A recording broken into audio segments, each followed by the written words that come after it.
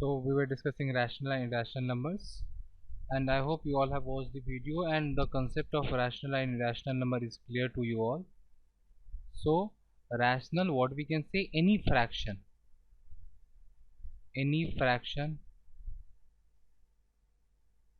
or integer. Integer means all counting numbers. So that is rational number. Okay. So for rational number, remember one thing, that whether it is an integer or already a fraction, a rational number can always be represented as, it can always be represented in p by q form or as p by q. Okay, where this p and q will be in the simplest form. Suppose 4 by 6 is also a fraction, but it is not in the simplest form. The simplest form will be the reduced form, means if they have any common factor, then you divide these numbers by the common factor, and whatever you obtain, that is the simplest form. Got it? So here 2 by 3 is the simplest form, not the 4 by 6. So any fraction represented in p by q form represents a rational number, that we have seen already in the previous uh, session. And if we talk about integer, suppose 3, so 3 can also be written as 3 by 1. Say minus 2 can also be written as minus 2 by 1. So if we talk about rational numbers are those numbers which can always be represented in p by q form, and p and q will have no common factor. No common factor. It should not have any common factor. Got it?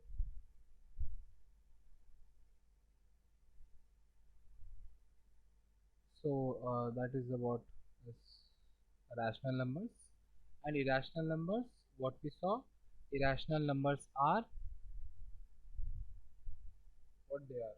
Irrational numbers are non-terminating and non-repeating. Pardon me for my handwriting. So they are non-terminating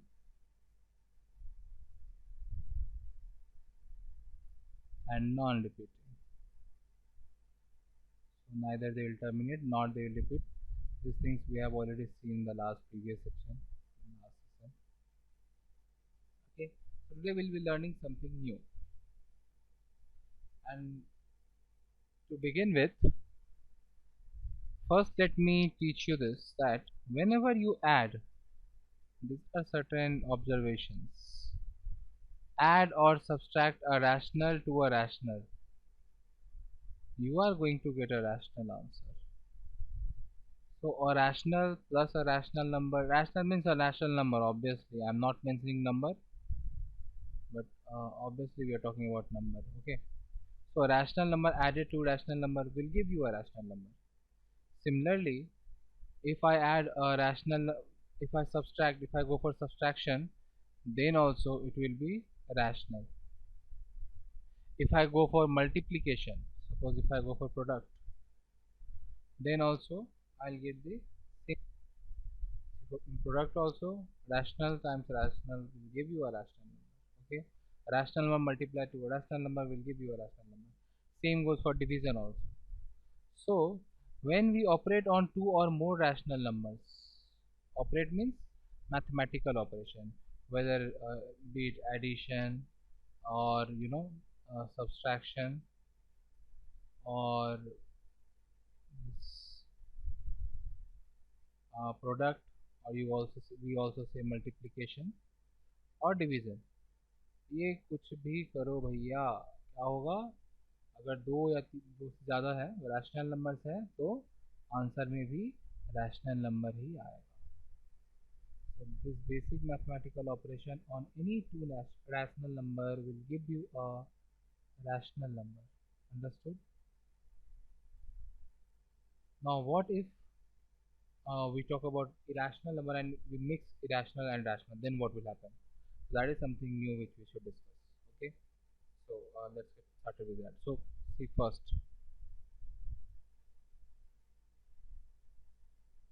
irrational. Okay, let me write it in text form. So see, irrational plus irrational will give you irrational number. Okay, you are going to irrational, get irrational number. Irrational minus irrational, same result, you will get irrational. Now see mixed cases. When we add a rational number to an irrational number, you will get irrational. For example, say 2 plus root 5. 2 is rational. See, 2, this is rational. Okay, and this is irrational. Now see, what is the value of root 5? Root 5 is 2 point, say this is the value of root 5. This is root 5. Now see, it is non-terminating and non-repeating. That's why it is irrational. Suppose if we add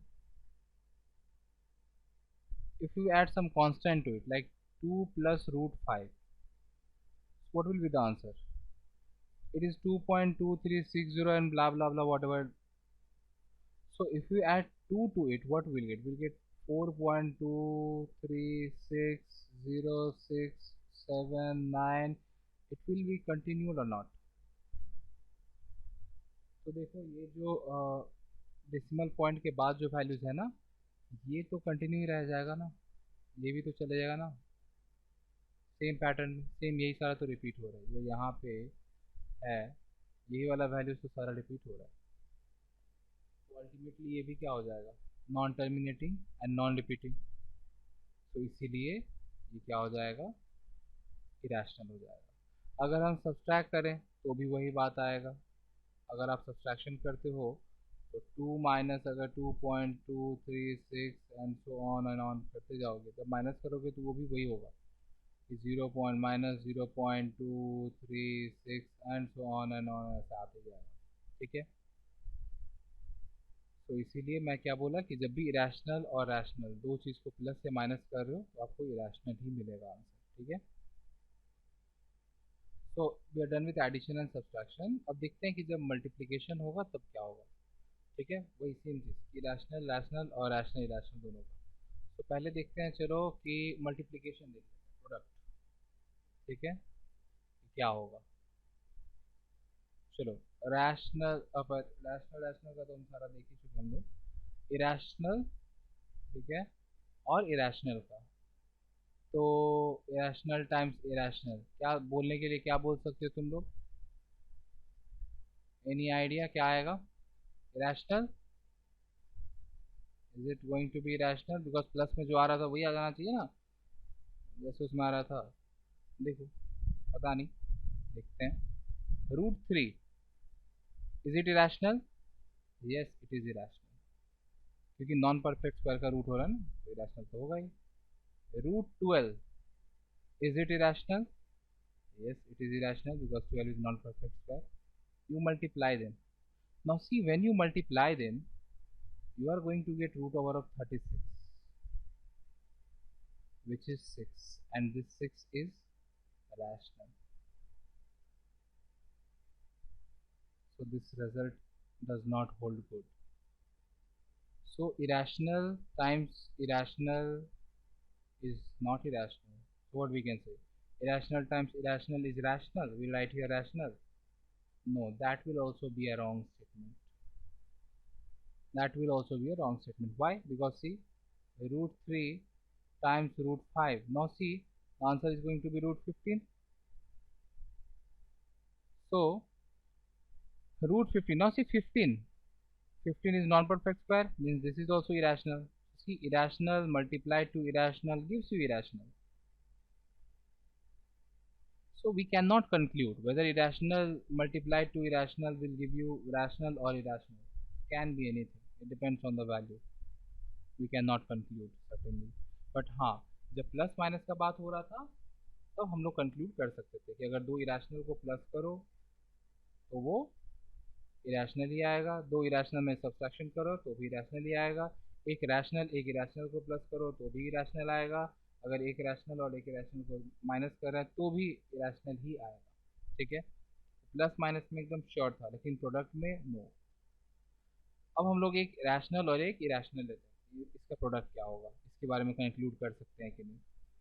so now we want to discuss this rational times irrational, ये क्या होगा। अब देखो जैसे इधर ये तो rational है और इसके साथ कुछ भी इरेशनल। नाउ सी, एक होगा रैशनल और दूसरा होगा इरेशनल, मतलब कि ये होगा नॉन रिपीटिंग और नॉन टर्मिनेटिंग। तो जैसे मान लो कि इसमें अगर कुछ हम मल्टीप्लाई कर रहे हैं, कुछ रैशनल, तो ऑब्वियस सा बात है ये जो नॉन रिपीटिंग वाला कैरेक्टर है वो इसका कैरेक्टर ही रह जाएगा, वो कैरेक्टर चेंज नहीं कर पाएगा ये रैशनल नंबर। सो इस केस में you are always going to get irrational, this case you are always going to get irrational. मतलब ऐसे समझ लो ना कि जैसे 3 टाइम्स √5 है तो क्या हो जाएगा, ये √5 का वैल्यू जो 2.236 एंड ब्ला ब्ला ब्ला इतना देखे थे हम लोग, तो ये क्या हो जाएगा, 3 से मल्टीप्लाई हो गया तो क्या हो जाएगा 6 पॉइंट, और ये 3 सब में मल्टीप्लाई हो जाएगा बेसिकली। लेकिन ये सारा वैल्यूज तो वैसे ही रहेगा ना, कोई पैटर्न नहीं रहेगा, रिपीटेड भी नहीं होगा, ठीक है, नॉन टर्मिनेटिंग नॉन रिपीटिंग हो जाएगा, तो इरेशनल ही होना अल्टीमेटली उसको, ठीक है। So rational times irrational will give you irrational, ठीक है। Now let's check for division, what will happen in case of division, ठीक है। वेल आई वुड लाइक कि तुम लोग इस वीडियो को पॉज करके और खुद से ट्राई करो ये आंसर करने का, इरेशनल बाय रैशनल क्या होगा और इरेशनल बाय रैशनल क्या होगा या रैशनल बाय रैशनल क्या होगा, ठीक है। So give it a try and then resume this video and see कि आप सही बोल रहे हो कि नहीं या क्या। तो see, division will hold the same thing as multiplication, मतलब इसमें भी वही होगा कि अगर हम इरेशनल को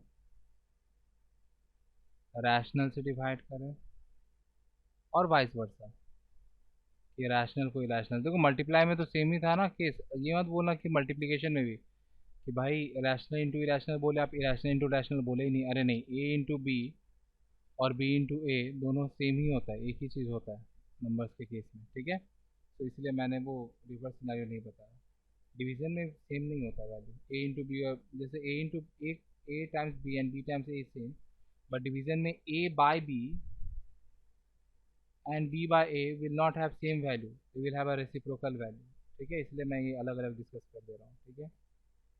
सो रैशनल बाय इरेशनल करेंगे तो तब क्या होगा, देखो सेम सिनेरियो इन दोनों केस में, can't say can be rational also can be irrational also, ठीक है, we can't say we can not conclude, it depends on the value. For example देखो, जैसे एग्जाम्पल ले लेते हैं हम लोग,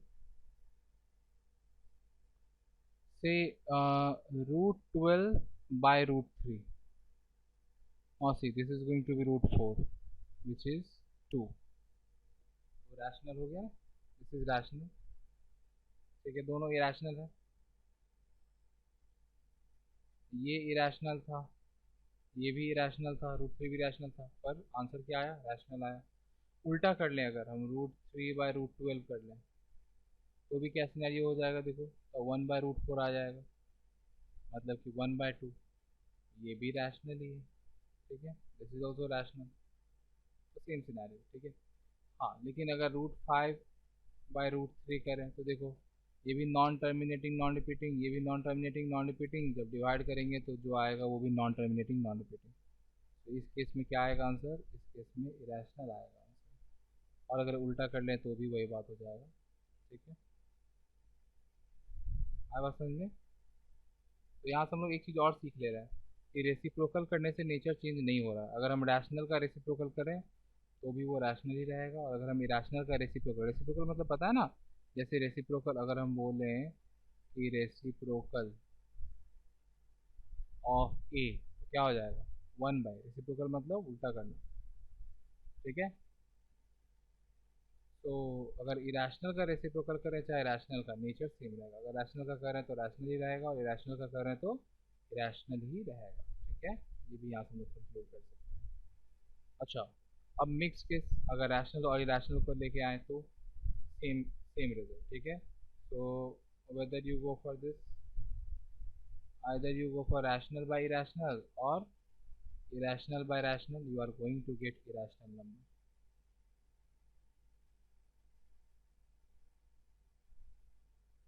Uh,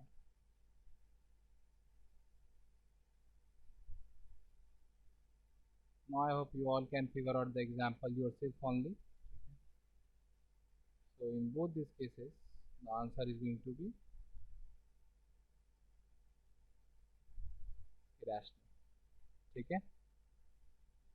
I hope these things are clear to you all. Now see few operations which is mathematically correct और incorrect, मतलब ये क्या होता है ना कि तुम लोग कंफ्यूज होकर गलती करते हो इन सब में, वो अभी हम लोग देख लेते हैं कि क्या क्या क्या वो स्टेटमेंट्स है। जैसे देखो अभी हम लोग यूज़ कर भी रहे थे, मैंने क्या बताया कि √3 × √4 वी कैन से √12। ठीक है, अभी बता रहा था ना मैं कि इसको √12 बोल सकते हैं। तो ऐसे ही स्टेटमेंट की क्या क्या चीज़ पॉसिबल है, क्या मल्टीप्लिकेशन में जो हम मल्टीप्लाई कर सकते हैं तो एडिशन में ऐड कर सकते हैं कि नहीं, सब्सट्रैक्शन में सब्सट्रैक्ट कर सकते हैं कि नहीं। ठीक है, तो यही सारा कंफ्यूजन मैं क्लियर कर देता हूँ। ठीक है, क्या क्या अलाउड है क्या अलाउड नहीं है। ठीक है, तो ध्यान से देखो और तुम लोग ये खुद से चेक भी कर सकते हो। तो हम लोग ऐसा नंबर लेते हैं जिसका परफेक्ट स्क्वायर वाला ही लेते हैं ताकि हम लोग आंसर्स को चेक भी कर पाए। जैसे मान लो, बोलने का मतलब ये हुआ कि √16 plus √25, so can we say it is root over of 16 plus 25? अगर आप चेक करो इसका वैल्यू क्या होता है 4, इसका वैल्यू क्या होता है 5, so 4 plus 5 should be 9। ठीक है, तो आंसर क्या होना चाहिए था 9। अगर हम 9 का स्क्वायर करने जाएं तो कितना आता है 81। मतलब यहाँ रूट के अंदर में देखो ये कितना आ रहा है, पहले पहले कितना आ रहा है वो चेक कर लेते हैं। रूट ओवर ऑफ 16 प्लस 25 अगर हम चेक करें it is root over of 41। अगर रूट के अंदर में 81 रहता तो हम लोग बोल सकते थे कि हाँ दोनों साइड सेम आया, लेकिन 81 तो है ही नहीं, क्या है 41। 41 का रूट कितना आएगा, 41 का रूट कितना आएगा देखो, 41 के क्लोजेस्ट परफेक्ट स्क्वायर क्या है 36 था, जिसका रूट होता है 6, तो 41 का रूट क्या आएगा 6 पॉइंट समथिंग आएगा। But our answer should have been 9। So is the answer matching, no. इसका मतलब हम एडिशन के लिए फॉलो नहीं कर सकते, एडिशन इज नॉट अलाउड। तो अगर दो चीज़ रूट के अंदर है तो आप ऐसा नहीं कर सकते कि एक सिंगल में उसको कन्वर्ट कर लो ऐड करके, no this is wrong, this is not equal. ठीक है, मैं यहाँ पे नॉट इक्वल का सिंबल दे देता हूँ। To verify our result, see root over of 41 is 6.40 blah blah blah blah, बहुत बड़ा नंबर है, मतलब वो तो चलते ही जाएगा अब सब आते। ठीक है, इट इज़ नॉट 9। ठीक है, so keep this result in mind, it is not going to be equal। ठीक है, same goes for subtraction। suppose 25 √25 minus √16, तो क्या बोलेंगे रूट ओवर ऑफ 25 minus 16, तो क्या आ जाएगा √9। 25 minus 16 इज 9 ना, तो आंसर शुड बी 3, मतलब 3 आना चाहिए। देखते हैं अब इस तरफ अलग से इंडिविजुअली सॉल्व करके देखते हैं, इक्वल आएगा तो ही। ठीक है, तो इसका वैल्यू है 5 एंड इसका वैल्यू है 4, तो आंसर आना क्या चाहिए था 1। This is our expected answer actually, मतलब this is what we should gate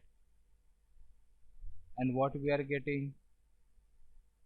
are they equal, no. तो ये दोनों इक्वल कभी हो सकता है क्या, नहीं। तो रिमेंबर कि अगर दो चीज़ रूट के अंडर में है तो हम लोग ऐसे प्लस माइनस नहीं कर सकते ऑपरेशन। ठीक है, keep this in mind. Now let's see whether we can go for multiplication or division or not। See, तो वही एग्जांपल लेते हैं, √25 टाइम्स √16। ठीक है, तो आंसर क्या आना चाहिए 5 times 4 which is 20। Now let's see what if we multiply them, 25 times 16 and then we go for root। So see, root over of 25 times 16, what is 25 times 16? I think 25 times 16 is 25 times 4 is 400 and 100 times 4 is 400. So this is 400. Look for multiplication, 16 into 5 80, carry 8, 16 to the 32 plus 8 40. See, and what is square root of 400? 20. So see, these are equal or not? Yes. Now you will say it might match. See, when it was not matching in case of addition or subtraction, तो result match नहीं किया तो एक ही बार में हम लोग conclude कर लिए कि पॉसिबल नहीं है, लेकिन जब रिजल्ट मैच कर जाए तो एक ही बार में कंक्लूड नहीं कर सकते। हो सकता है किसी डिफरेंट वैल्यूज़ के लिए मैच कर रहा हो सकता है कि ये खाली परफेक्ट स्क्वायर के लिए मैच कर रहा है, नॉन परफेक्ट स्क्वायर्स के लिए मैच नहीं करे। हम लोग वो भी चेक कर लेते हैं। जैसे देखो, suppose let us check non perfect square √3 and √7, ठीक है, and this, now how we are going to verify the result. तो क्या करते हैं, लेट अस यूज कैलकुलेटर, ठीक है। So again we'll be using calculator, Wolfram Alpha, this is the best calculator. तो see यहाँ पे ये थोड़ा रूट स्क्वायर रूट लिखने में प्रॉब्लम होता है। Let me copy this and try to use this simple symbol. देखो, कंट्रोल भी दे use SQRT, oh that's it, okay। so square root of 3 multiplied to, again SQRT, and within bracket we are going to pass 7. So square root of 3 multiplied to square root of 7, see what is the result. It's taking time because the notice was, see, they have already shown because that √3 times √7 is √21, so they are also saying that वो equal ही होगा, ठीक है। और ऐसे भी answer कितना आ रहा है, 4.582575 ऐसा आ रहा है ना, नोट इट डाउन। और देखो डायरेक्ट अगर हम स्क्वायर रूट ऑफ 21 फाइंड करें, डायरेक्ट स्क्वायर रूट ऑफ 21, तो देखो क्या आता है, ठीक है। Let me delete this and directly let us find square root of 21। See, ये प्रीवियस आंसर है, मेरा कर्सर अभी जहाँ पे है, ये ऑलरेडी स्टोर्ड है यहाँ पे, और ये न्यू आंसर इसका आने वाला है। देखो ये सेम ही होगा, ध्यान से देखना, answer is not going to change. 4.582575, see the same, ठीक है। So it's applicable for multiplication. अब क्योंकि मैं कैलकुलेटर ओपन कर ही लिया हूँ, तो let's go for division, whether it is applicable for division और नॉट। तो see, square root of 21 divided by, divide का सिंबल क्या होगा, ये होगा डिवाइड का symbol, divided by, let us use से SQRT ऑफ 3। तो आंसर होना चाहिए square root of 7। Let's see what they are saying, see square root of 7। तो आप डिवीजन में भी अप्लाई कर सकते हो, ठीक है, and the answer is okay. So I hope this concept is clear to you all. बहुत ही क्रूशियल, बहुत वाइटल कंसेप्ट है, लोग बहुत मिस्टेक करते हैं ऐसे में, ठीक है। कैलकुलेशन में कंफ्यूजिंग लगता है थोड़ा सा, बहुत लोग कंफ्यूज हो जाते हैं, बहुत लोग गलती करते हैं, ठीक है। So keep this in mind, okay. So this concepts are clear to you all.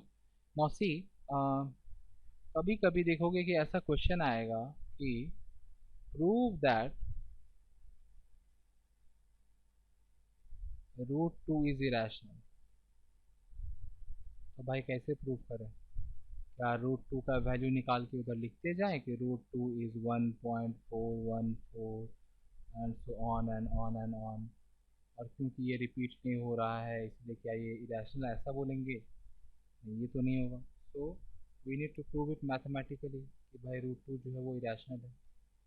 तो कैसे इरेशनल प्रूव करें? तो देखो यहाँ पे हम लोग क्या कंसेप्ट यूज़ करेंगे, जब भी किसी नंबर को इरेशनल प्रूव करना है तो विल यूज़ दिस कंसेप्ट। तो ध्यान से देखना है। सो जस्ट वन एग्जांपल, अगर आप केयरफुली इसको ध्यान से देख लेते हो, अच्छे से याद रख लेते हो, तो फिर वो अगले क्वेश्चन में आप यूज़ कर पाओगे उसको, ठीक है। तो देखो कैसे प्रूव करेंगे हम लोग। तो हम लोग जानते हैं कि इरेशनल नंबर वो होता है जब नॉन परफेक्ट का स्क्वायर हो रहा हो, स्क्वायर रूट हो रहा है। क्यूब रूट भी हो सकता है, नॉन परफेक्ट क्यूब का क्यूब रूट, ठीक है। तो ये इरेशनल नंबर हम लोग समझे थे कि क्या मतलब यही होता है इरेशनल नंबर। नाउ देखो दूसरा क्या है, rational.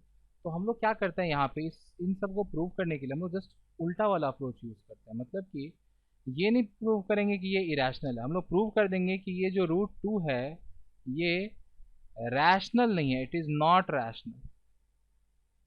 So will prove this, तो अपने आप वो इरेशनल हो जाएगा, ठीक है।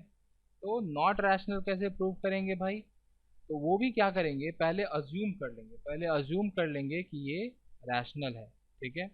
तो मैंने बताया ना कि रैशनल नंबर क्या होता है, any number which can be expressed in this form, P by Q form, is rational, it is rational, ठीक है। और इन दोनों के बीच में क्या होता है, नो कॉमन फैक्टर, बिकॉज हम लोग सिंपलेस्ट फॉर्म में लिखते हैं, थोड़ा देर पहले ही मैंने बताया था, इन दोनों का कोई फैक्टर नहीं। जैसे मान लो हम 8/12 ऐसे नहीं लिखते हैं, क्या लिखेंगे, इसको रिड्यूस करो, अगर कोई कॉमन फैक्टर है तो उससे इसको डिवाइड करके और रिड्यूस करके लिखो, ये ऐसे लिखते हैं हमेशा, हमेशा हम लोग लोएस्ट टर्म में ही एक्सप्रेस करते हैं, ठीक है।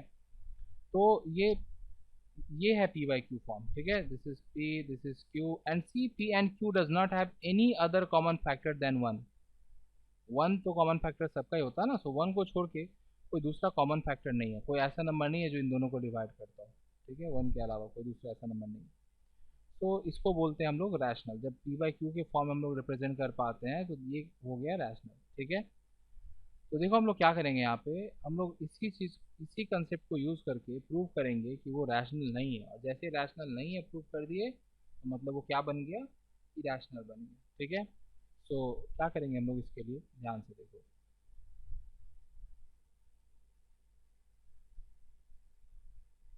सॉल्यूशन, तो हम लोग क्या कंसिडर कर लेंगे कि लेट अस कंसिडर या let us assume that root two is P by Q, मतलब कि हम लोग क्या कंसिडर कर रहे हैं कि root two P by Q है, मतलब कि रूट टू रैशनल है, ये हम लोग अज्यूम किए। अब देखो, अगर रूट टू को पी बाई क्यू बोल सकते हैं तो हम लोग बोल सकते हैं कि root two times Q is equals to P, ये क्रॉस मल्टीप्लाई है, ठीक है। तो root two times Q is equals to P बोल सकते हैं ना। Now see, squaring both the side, now will square both this sides, ठीक है। So squaring both this sides, pardon me for my hand writing, मैं dictate कर ही रहा हूँ तो तुम लोग वर्ड्स को फॉलो कर लेना, ठीक है। तो ये क्या हो जाएगा, two Q square is equals to P square, हो जाएगा ना, ठीक है। अभी ध्यान से देखना एक चीज, अगर हम लोग से थ्री का स्क्वायर इंटू टू लिखते हैं तो आंसर क्या आएगा, देखो 9 इंटू 2 कितना होता है 18। एंड से हियर पी और क्यू जो है ये क्या है, ये कोई ना कोई तो इंटीजर ही होगा ना, इंटीजर क्या, पॉजिटिव इंटीजर ही होगा, हम लोग ऐसे एज्यूम कर ले रहे हैं, बिकॉज नंबर नेगेटिव है नहीं तो दोनों पॉजिटिव ही आना, ठीक है। तो दोनों पॉजिटिव इंटीजर ही हम लोग है ये, ठीक है, तो इसलिए मैं इंटीजर वैल्यू ले रहा हूँ, 18। अगर मैं ऐसे लिखूँ टू टाइम्स फोर का स्क्वायर तो answer is going to be, four का square 16 times two is 32। If I write two times five का स्क्वायर, फाइव का स्क्वायर 25 इंटू टू 50। ये सब क्यों लिखे जा रहा हूँ, देखो कुछ समझाना चाहता हूँ, ध्यान समझना, बहुत इजी चीज़ है। वो ये है कि अगर टू टाइम्स कुछ भी है, किसी का भी स्क्वायर है और वो कोई दूसरा चीज़ आ रहा है, देखो यहाँ पी स्क्वायर है, भले ही पी स्क्वायर नहीं आ रहे, फॉरगेट अबाउट दैट, ठीक है। तो it has to be divisible by two, क्योंकि अगर टू हम मल्टीप्लाई करके कोई नंबर आ रहा है, अगर कोई भी नंबर हम लोग ऑब्टेन करें by multiplying two, then that number must be divisible by two, ठीक है। कुछ भी अगर 2x है तो 2x is always divisible by two, it is always divisible by to.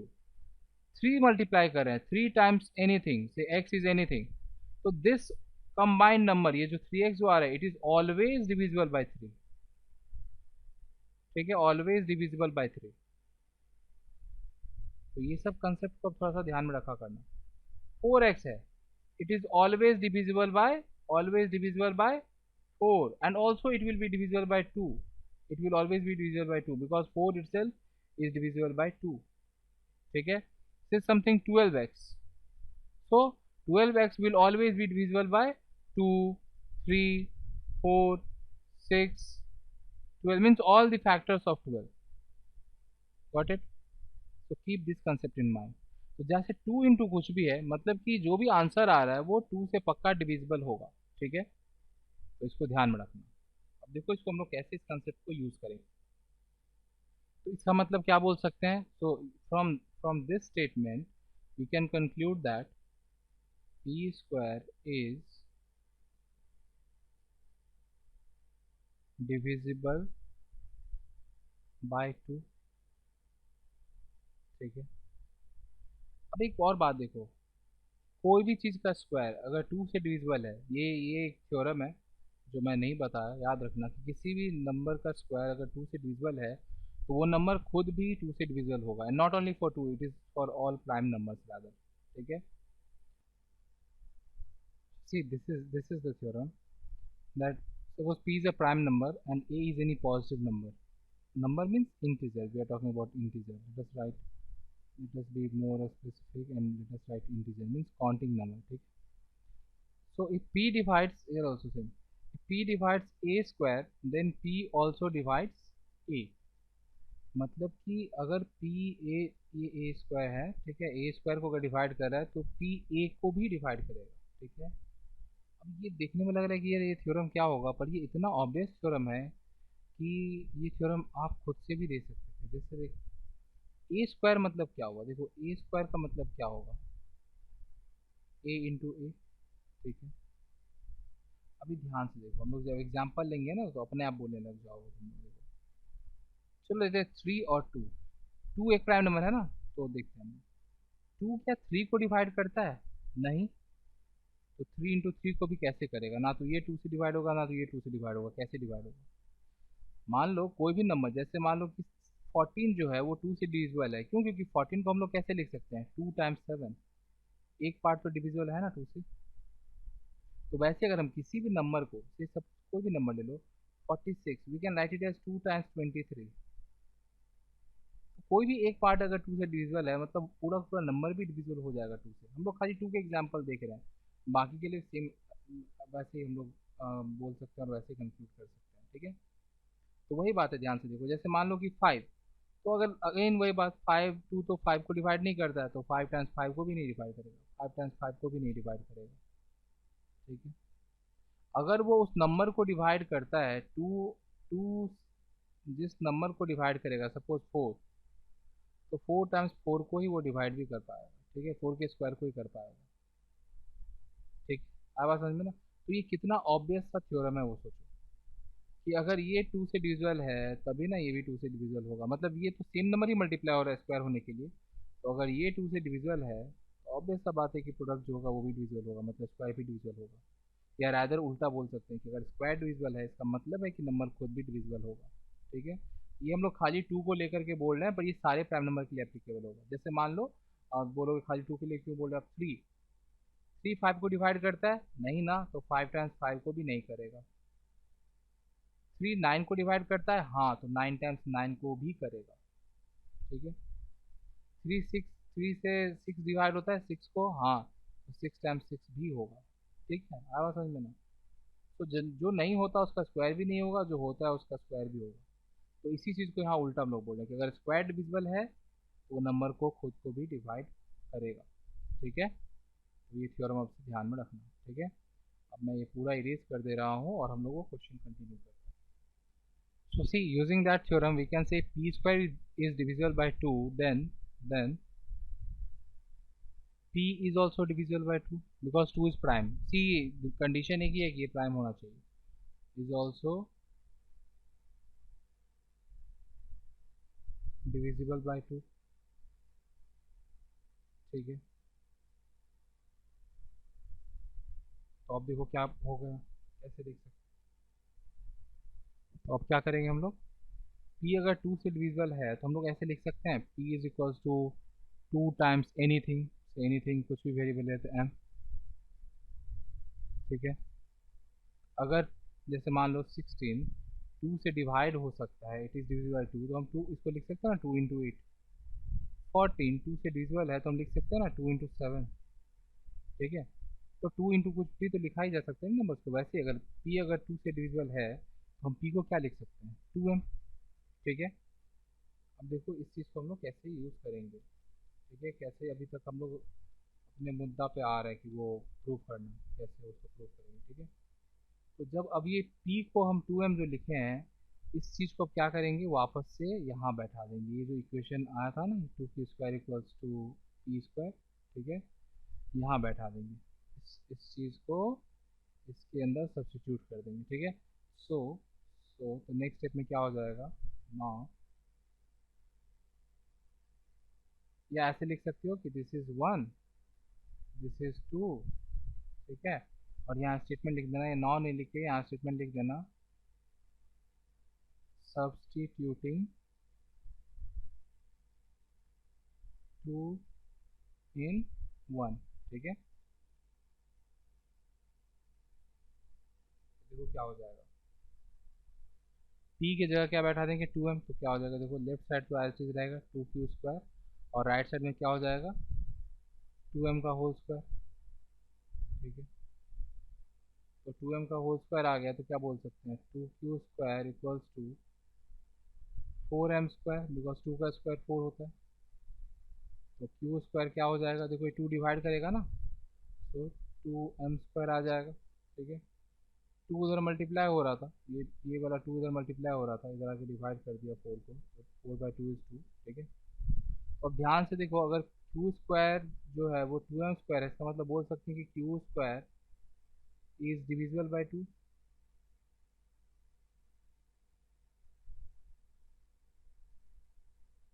Again same चीज, 2 तो प्राइम है ना, ये 2 प्राइम है, अगर q² 2 से डिविजिबल है तो q is also divisible by 2।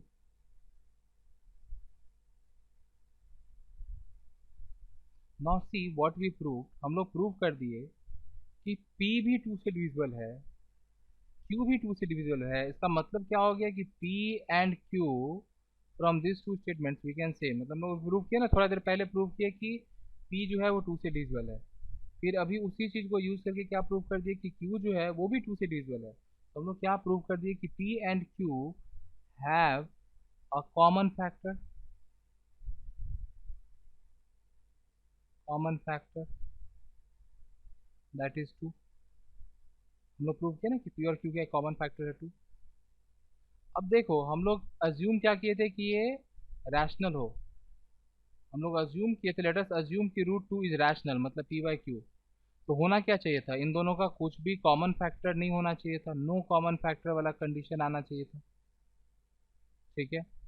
लेकिन अल्टीमेटली जब हम लोग इसको इस तरीके से सॉल्व किए तो क्या देखे कि एक कॉमन फैक्टर मिल गया 2। तो इसका मतलब क्या हो गया कि हम लोग जो अज्यूम किए थे कोई कॉमन फैक्टर नहीं होगा वो गलत है। और अगर हम लोग का एजम्पशन गलत है, मतलब कि हम लोग का एजम्पशन क्या था कि वो रैशनल है, तो वो एजम्पशन गलत है। So our assumption is wrong, ठीक है। And since our assumption is wrong we can say √2 is irrational. अच्छे से प्रॉपरली स्टेटमेंट में तुम लोग लिख लेना, ठीक है।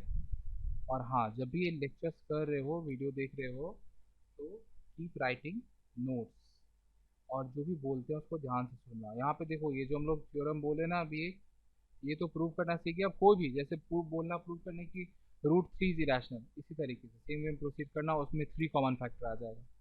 बोला √5 इज इरेशनल, सेम वे में प्रोसीड करना, 5 आ जाएगा। प्राइम नंबर, देखो प्राइम नंबर हमेशा। अगर बोला √6 इज इरेशनल, तो देखना उसमें तुम 2 भी कॉमन फैक्टर प्रूव कर सकते हो और 3 भी कॉमन फैक्टर प्रूव कर सकते हो, ठीक है। तो ऐसे एक कॉमन फैक्टर प्रूव कर देंगे, जैसे कॉमन फैक्टर प्रूव कर दिए मतलब कि वो रैशनल नहीं रहा, वो इरेशनल बन गया, ठीक है। और वो जो लॉ था ना कि p if p divides a² then p also divides a, तो याद रखना this p must be prime, इसलिए p से डिनोट कर रहे हैं, इट मस्ट बी प्राइम, ठीक है। ऑलवेज प्राइम के लिए खाली एप्लीकेबल होगा, प्राइम नहीं रहा तो एप्लीकेबल नहीं होगा। जैसे एग्जांपल दिखाता हूँ मैं, देखो 4 का स्क्वायर क्या होता है 16। Now see 16 is divisible bye 8, ये 8 से डिवाइड होता है, लेकिन क्या 4 8 से डिवाइड होता है, नहीं। तो बोलोगे ये थ्योरम रॉन्ग हो गया, नो ये थ्योरम रॉन्ग नहीं है, थ्योरम सही है। और ये थ्योरम क्या बोलता है कि ये प्राइम होना चाहिए, सी 8 इज नॉट प्राइम, ठीक है। So keep that in mind, this number must be prime. ये जो लॉ है हम लोग ये प्राइम नंबर के लिए खाली यूज़ कर सकते हैं, किसी भी नंबर के लिए यूज़ नहीं कर सकते, ठीक है। और ये लॉ दिखा भी कितना ऑब्वियस है, आप लोग भी ये थोड़ा नंबर्स को लेकर के देखते तो हम लोग भी लॉ लिख सकते थे, ठीक है। हम लोग नेक्स्ट क्लास में और भी क्या कंटिन्यू करेंगे, ठीक है, जब हम लोग को रैशनल नंबर इंसर्ट करना होगा, इरेशनल नंबर इंसर्ट करना होगा between two irrational numbers, irrational between two irrational numbers, और बिटवीन रैशनल नंबर्स, तो ये सब हम लोग डिस्कस करेंगे, ठीक है। और भी बहुत सारा कुछ है, तो कीप वॉचिंग।